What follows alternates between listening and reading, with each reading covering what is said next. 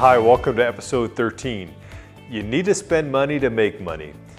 Today we're going to talk about a client of mine. Let's call him John.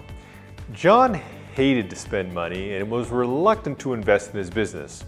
With declining sales, poor company morale, and high employee turnover, John realized that something had to be done differently.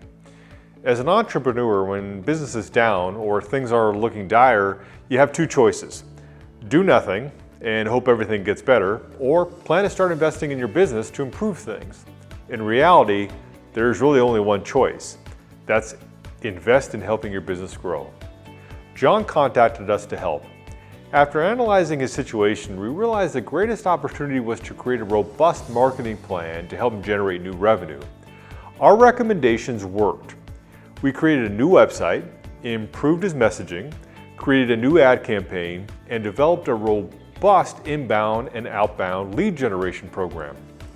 Within 90 days, he was flooded with leads from new clients. In addition to an improved reputation, he was now getting new work from existing and previous clients. The lesson here is that you always have to be able to invest in your business, even more when things are not going well. Hey, thanks for watching. Come back each week for new videos. Make sure to hit the subscribe button so you don't miss any of our educational content.